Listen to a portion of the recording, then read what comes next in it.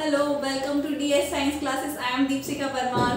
So I hope कि आपने पिछला लेक्चर लगाया है और उसमें हमारा पुराना टॉपिक पल्मोनरी कैपेसिटी देख लिया है और समझ लिया है कि पल्मोनरी कैपेसिटी क्या होती है।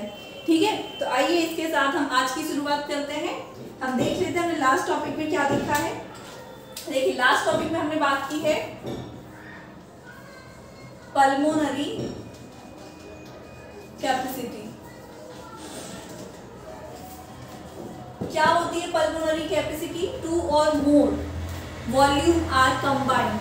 जब दो या दो से ज्यादा वॉल्यूम कंबाइंड होते हैं तो उसे हम क्या बोलते हैं? Pulmonary capacity. ठीक है, तो हमने बात क्या की थी? हम अपने नॉर्मल लंग्स को लेके चले थे और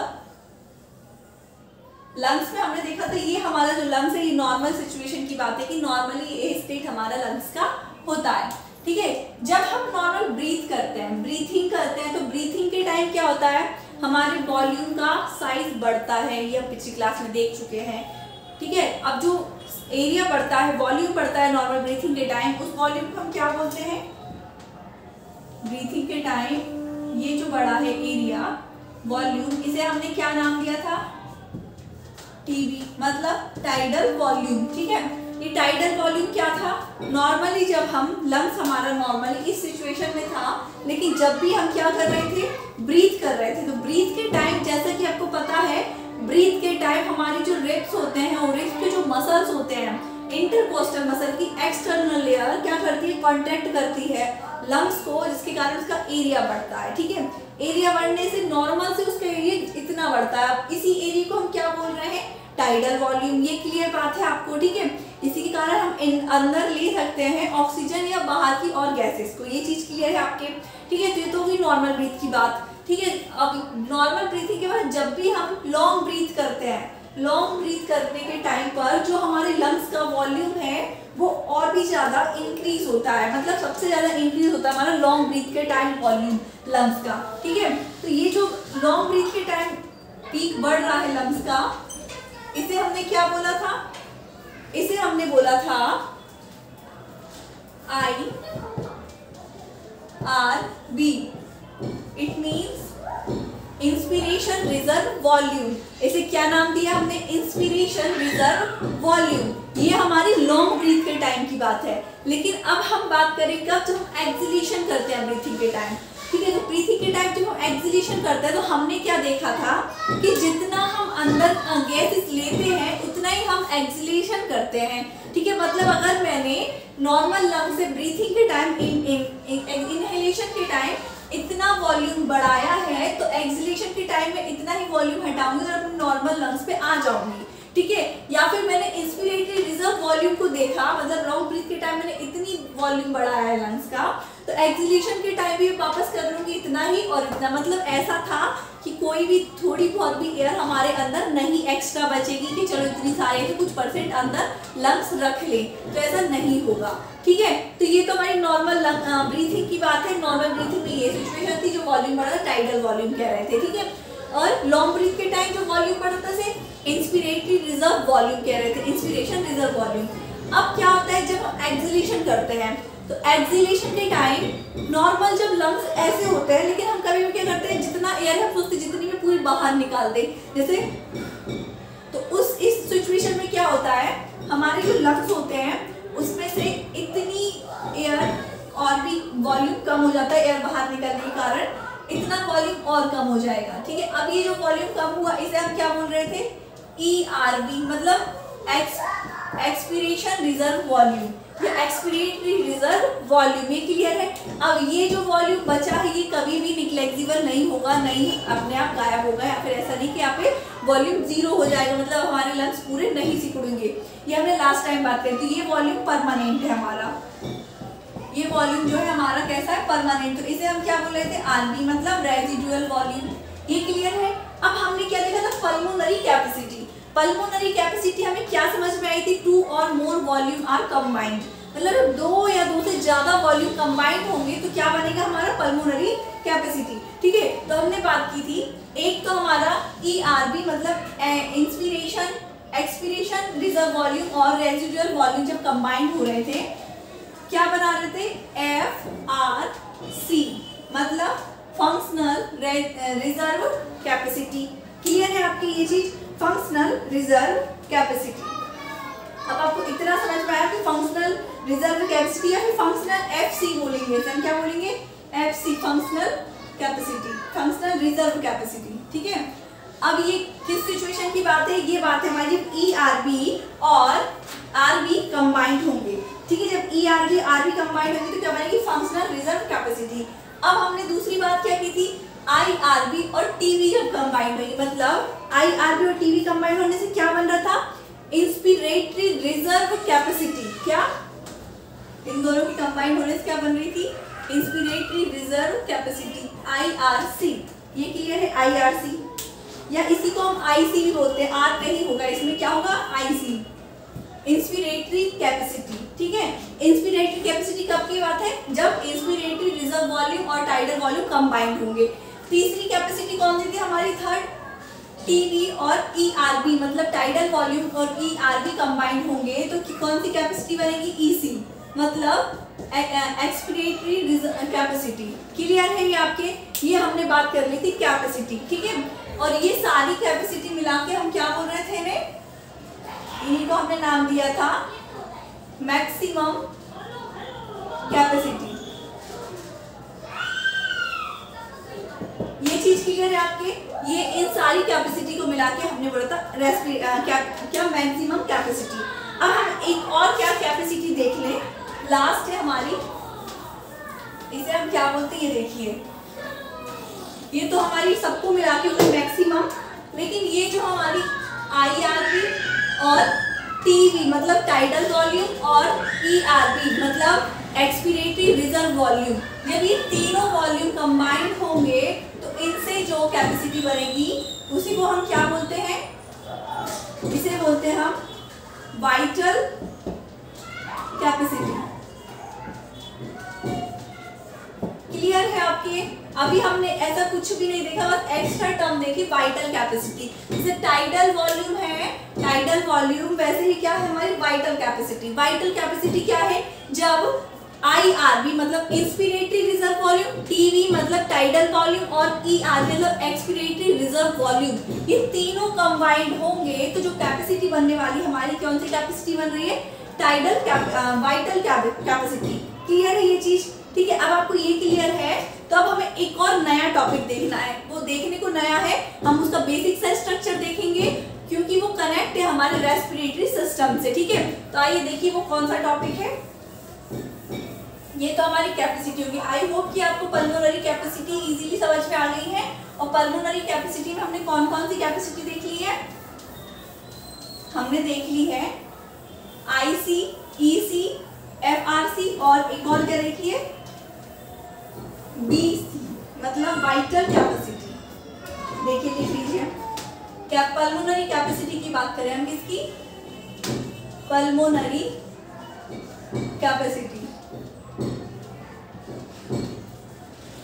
तो देखें तो ये कौन कौन सी देखी हमने, एक तो हमने देखी आईसी मतलब इंस्पिरेटरी कैपेसिटी, दूसरी क्या देखी हमने, दूसरी हमने देखी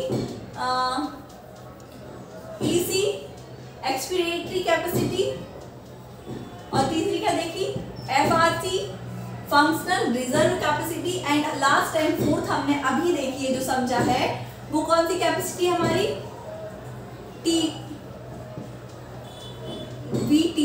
बीसी मतलब वाइटल कैपेसिटी।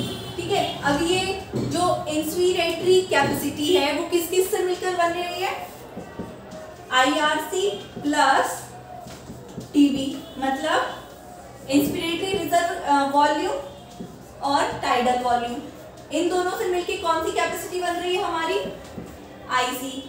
ईसी कौन सी बन रही है, एक्सपिरेटरी कैपेसिटी किससे मिलकर बन रही है हमारी, ईआरसी एंड ईआरसी, और किससे मिलकर बन रही है हमारी, ईआरसी एंड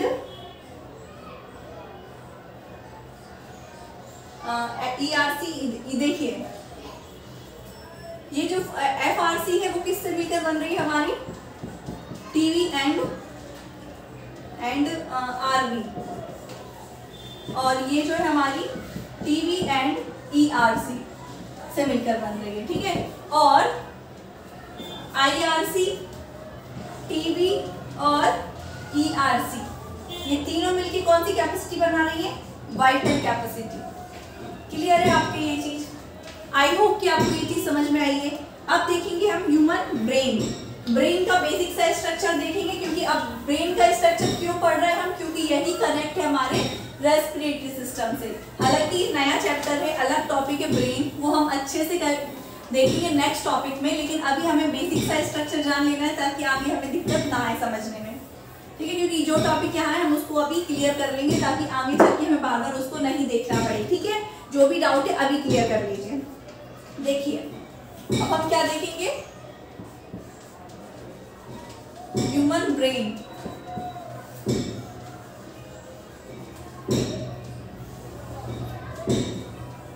ठीक है, तो देखिए जो ब्रेन होता है ह्यूमन ब्रेन, उसके कितने पार्ट होते हैं? नॉर्मली हमने शुरू से बचपन से देख रहे हैं, स्टार्टिंग से देख रहे हैं, जब हमने ब्रेन को पढ़ा कि ब्रेन के 3 पार्ट्स होते हैं। कौन कौन से? यही हमें यहाँ देखना है। ब्रेन के 3 पार्ट से कौन कौन से? एक है हमारा फोर ब्रेन,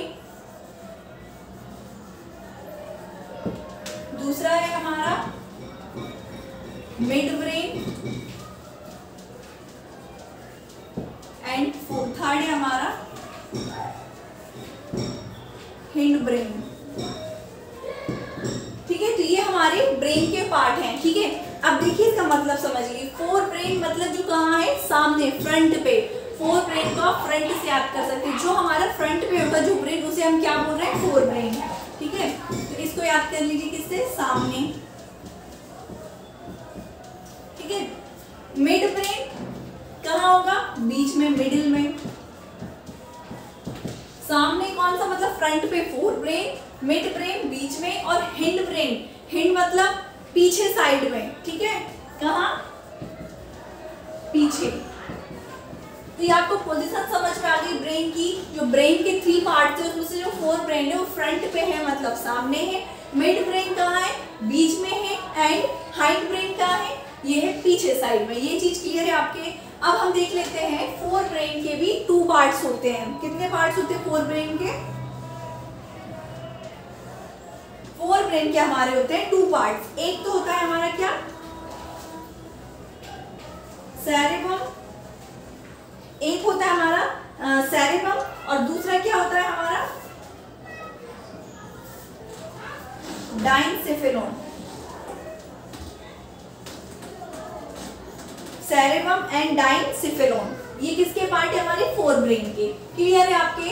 जो हमारा ह्यूमन ब्रेन है उसके 3 पार्ट्स है, fore brain, mid brain and hind brain. जो फोर ब्रेन है उसके हैं हमारे 2 पार्ट्स। एक है हमारा सेरेबम, दूसरा है हमारा डाइनसेफेलोन। मिड ब्रेन का कोई भी और भी डिवीजन नहीं हुआ है। मिड ब्रेन को हमें नहीं देखना है। हुआ है मतलब ये कि हमें नहीं देखना है मिड ब्रेन का, ठीक है। अब हमें देखना है हिंड ब्रेन क्या होता है, ठीक है। हिंड ब्रेन जो पीछे साइड प्रेजेंट हो, इसके कितने पार्ट्स होंगे?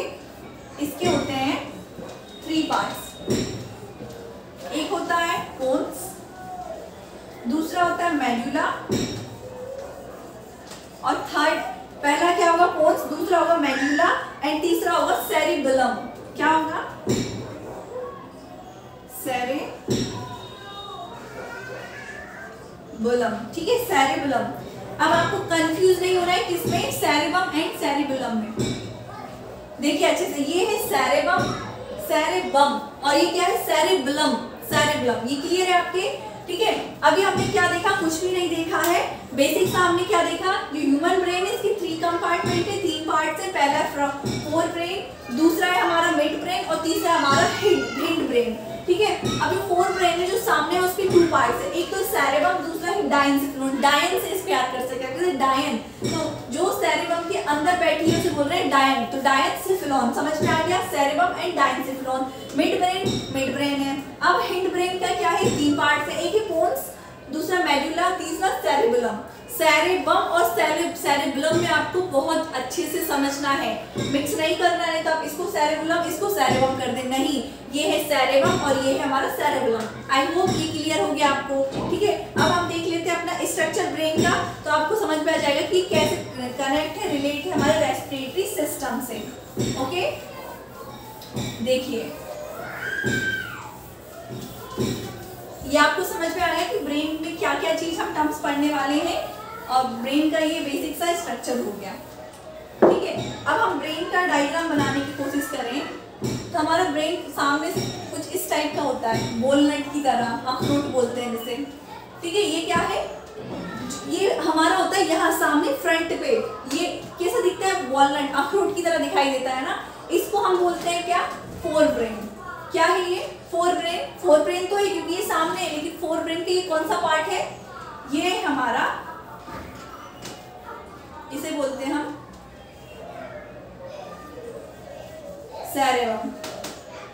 ठीक है, सेरेबम के अंदर यहाँ पे कुछ इस टाइप से बैठा रहता है, ये नहीं दिखता। हम इमेजिन कीजिए कोई व्यक्ति ऐसा खड़ा है इस पोजीशन में, जिसकी आई इस साइड है, ठीक है, वेंट्रल साइड इस side, dorsal side back side पे, तो उसका अगर हम ब्रेन बनाए तो ये उसका ब्रेन है। ठीक है, जो व्यक्ति इस पोजीशन में होगा, ठीक है, तो उसका जो ब्रेन है, ये कौन सा ब्रेन होगा, ये होगा हमारा फोर ब्रेन। ठीक है, फोर ब्रेन में ये जो पार्ट बना रहा है, ये क्या है, सेरेबम है। और ये जो अंदर है, इसके पीछे, अंदर तो नहीं बोल सकते, लेकिन अखरोट को देखा होगा आपने अंदर से, तो दो लोब्स दिखाई देंगे, टू लोब्स देखेंगे इस टाइप से। ठीक है, तो अगर लेकिन मैं इसको ऐसे करके इस साइड से देखूं तो सिर्फ मुझे एक साइड दिखेगा, लेकिन बीच में बात करें तो यहाँ पर यहीं पर प्रेजेंट होगा हमारा क्या, डाइनसेफेलोन। ये दिखेगा नहीं, लेकिन फिर भी हम आपको पोजीशन बता रहे हैं। यहाँ पर क्या प्रेजेंट होगा हमारा, डाइनसेफेलोन। ठीक है, ये होगा डाइनसेफेलोन। इसके जस्ट बाद हमारा कौन सा आता है, मिड ब्रेन। तो ये आधा तो होगा हमारा किसके पीछे, फोर ब्रेन के, और कुछ पोर्शन इसका दिख रहा होगा कहाँ पर, बीच में इस टाइप से। तो ये क्या है हमारा, इसे बोल रहे हैं हम मिड ब्रेन। क्लियर, ये हो गया हमारा मिड ब्रेन। अब मिड ब्रेन से लगा हुआ है क्या हमारा, कौन सा brain, hind brain. Hind brain में जो फर्स्ट पार्ट है इसका, इसे क्या बोल रहे हैं हम, पोन्स। एंड सेकेंड पार्ट है हमारा इसमें लंबा सा गया है जो, इसे हम बोलते हैं क्या, मेडुला। क्लियर है, और मेडुला और पोन्स से पीछे एक स्ट्रक्चर बना है इस टाइप से, इसे हम क्या बोलेंगे, सेरेबेलम। क्लियर है, ये आपका बेसिक सा स्ट्रक्चर हो गया, बेसिक स्ट्रक्चर ऑफ ब्रेन। आपको ये क्लियर है, ये जो है हमारा किसका पार्ट है, मिड ब्रेन का। ये किसका पार्ट है, यहां से लेकर यहां तक पार्ट है हिंड ब्रेन का, और आगे वाला जो पार्ट है फोर ब्रेन का। ठीक है, फोर ब्रेन में ये जो दिख रहा है आपको अजीब सा स्ट्रक्चर, ये किसका स्ट्रक्चर है, ये हमारा सेरेबम का। और ये जो दिख रहा है पीछे, जो दिखता नहीं साइड से देखने पर, ये है डाइनसेफेलोन। इसके जस्ट बाद होगा मिड ब्रेन, एंड उसके बाद होगा बोन्स, मतलब हिंड ब्रेन। हिंड ब्रेन का पहला कंपार्टमेंट पार्ट होगा बोन्स, फिर इसके बाद होगा मेडुला, एंड इसके पीछे साइड बैक साइड पे क्या होगा, सेरेबम। ठीक है, ये तो हमारा बेसिक सा स्ट्रक्चर हो गया किसका, ब्रेन का। अब हमें क्या देखना है, दूसरी चीज हमें ये देखना है कि आप तो चलो ब्रेन पढ़ लिया कि क्या है हमारा ब्रेन,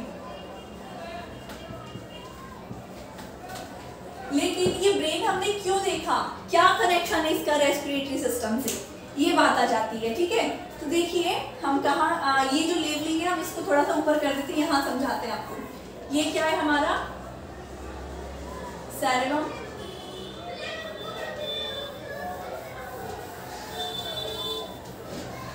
ये है पोन्स, ये है क्या, this is the part of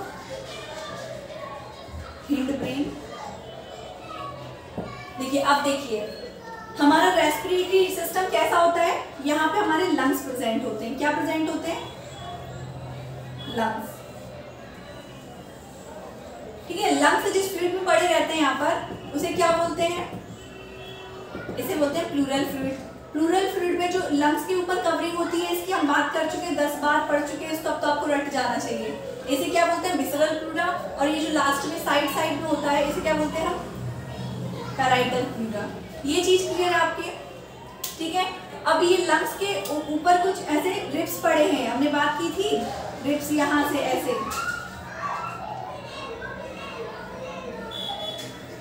ये रिब्स पड़े हैं जो कनेक्ट है कहां तक? सिस्टर्ना तक। सिस्टर्ना कहाँ है? यहाँ पर एक बोन है जो उसे सिस्टर्ना कह रहे हैं। ठीक है, और ये साइड पीछे साइड गए कहां तक? वर्टिब्री से वर्टिकल कॉलम तक। ये तो हमारा क्या हो गया? पोजीशन हो गई अपनी रेस्पिरेटरी सिस्टम की, लंग्स की। ठीक है, अब क्या होता है जब भी हम रेस्पिरेशन करते हैं तो रेस्पिरेशन के लिए हमने बेसिक बात क्या जानी है कि रेस्पिरेशन मतलब ब्रीथिंग। ब्रीथिंग क्या है? To take oxygen in lungs and carbon dioxide को बाहर इन्वायरमेंट तक डालना, ये हमारा ब्रीथिंग हो गया। ठीक है, लेकिन ब्रीथिंग कैसे हो रहा था? ब्रीथिंग हो रहा था कब? किस सिचुएशन के कारण? जब अंदर का वॉल्यूम बढ़ रहा था, जिसके कारण अंदर का प्रेशर कम हो रहा था, और अंदर के प्रेशर से कम होने के कारण बाहर की एयर का प्रेशर ज्यादा था, जिस कारण एयर कूद के लंग्स तक आ रही थी। ठीक है, तो ये क्यों आ रही थी? हमने बात की थी जो हमारे रिब्स होते हैं, थोरैसिक चैम्बर की बात करिए, जो थोरैसिक चैम्बर है यहाँ पर जो रिब्स प्रेजेंट है, ये रिब्स किस मसल से कनेक्ट है? यहाँ पर जिस मसल से कनेक्ट है इसे हम बोलते हैं इंटरकॉस्टल मसल। इंटरकॉस्टल मसल की वो मसल जो बाहर साइड है, एक्सटर्नल इंटरकॉस्टल मसल। ये कैसी होती है? कॉन्ट्रैक्टाइल होती है, कॉन्ट्रैक्ट करती है लंग्स को। कॉन्ट्रैक्शन से क्या होता है? लंग्स का एरिया बढ़ता है, वॉल्यूम बढ़ता है, जिसके कारण प्रेशर कम होता है, एयर अंदर आ जाती है। ठीक है, चलो ये तो बात होगी नॉर्मल, लेकिन ये कैसे कनेक्ट होता है? हमारा सारा काम तो क्या करता है? ब्रेन करता है ना। सांस लेना, देखना, पलकें झपकना, ये सब क्या है? ब्रेन का काम है ना। ब्रेन कंट्रोल करता है ना पूरी बॉडी को हमारे, तो कहीं ना कहीं ये भी ब्रेन से कनेक्ट है। तो ध्यान से समझिए, ये जो हमारी एक्सटर्नल इंटरकॉस्टल मसल होती है ना, जो कॉन्ट्रैक्ट करती है लंग्स को उसका एरिया बढ़ाने के लिए, वो कनेक्ट होती है किससे? मेडुला से। किसकी हेल्प से? मेडुला से डायरेक्ट कनेक्ट ये नहीं होगी। मेडुला में हमारे न्यूरॉन्स पड़े रहते हैं। न्यूरॉन्स क्या होते हैं? Nerve cells. अगर आपने पिछला लेक्चर लगाया, पिछले लेक्चर को समझा है, टॉपिक को, चैप्टर को, तो आपने उसमें देखा होगा नर्व सेल्स क्या होते हैं, जो हमारी बॉडी में सेंस करते हैं, सेंसिटिव होते हैं जो, और सेंस करते से हमें चोट लगी कहीं पर, ब्लीडिंग हो रही है, हमें पता नहीं चल रहा है, मतलब नर्व सेल्स काम नहीं कर रहे हैं, लेकिन हमारा हाथ किसी गर्म चीज में पड़ा और हमने तुरंत उसे पीछे किया था, क्या मतलब है? नर्व सेल वहां थे और उसने सिग्नल दिया ब्रेन को, ब्रेन ने एक्शन लिया उसको पीछे करने का, तो किसका काम है? नर्व सेल का काम है। ठीक है, तो यहाँ पर भी क्या प्रेजेंट होगी? Nerve cells. ये माइक्रो से माइक्रो और लॉन्ग से लॉन्ग होते हैं ये। ठीक है, तो यहाँ पर जो मेडुला है, यहाँ पर हमारी क्या होगी? Nerve cells. नर्व सेल में यहाँ पर होगी हमारी क्या? Cell body.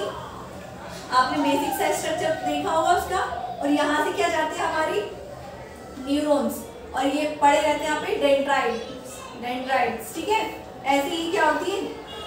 यहाँ पर ऐसे पड़े रहेंगे और ये जाएंगे, यहाँ पे क्या प्रेजेंट होता है? डायफ्राम। तो ये डायफ्राम तक इसके डेंड्राइट्स पड़े रहेंगे। ये क्या करेंगे? ये हेल्प करेंगे किसको?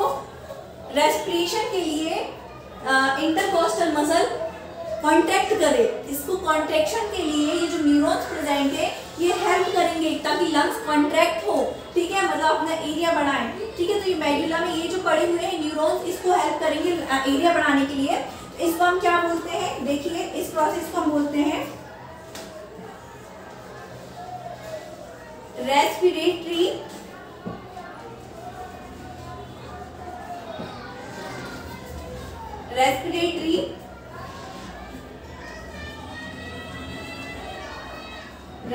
Rams centre. क्लियर है आपको? ये चीज क्लियर है आपको?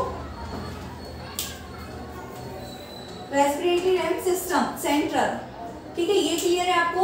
ये क्या काम करता है? ये काम करता है इस प्रोसेस के लिए ताकि हमारी रेस्पिरेटरी सिस्टम ऐसे वर्क करे और रेस्पिरेशन इजीली हो सके, ब्रीथिंग हो सके। आई होप कि आपको ये लेक्चर समझ में आया है। अगर आया है तो इसी प्रकार हमारे साथ बने रहिए। नेक्स्ट टॉपिक में हम देखेंगे कि ये जो कॉन्ट्रैक्शन हो रहा है ये कंटिन्यूअस नहीं चलेगा, इसको रोकने के लिए भी कुछ चाहिए। अगर हम कंटिन्यूअस रेस्पिरेशन करेंगे तो हमारे लंग्स का एरिया तो बढ़ता जाएगा, कम होगा नहीं।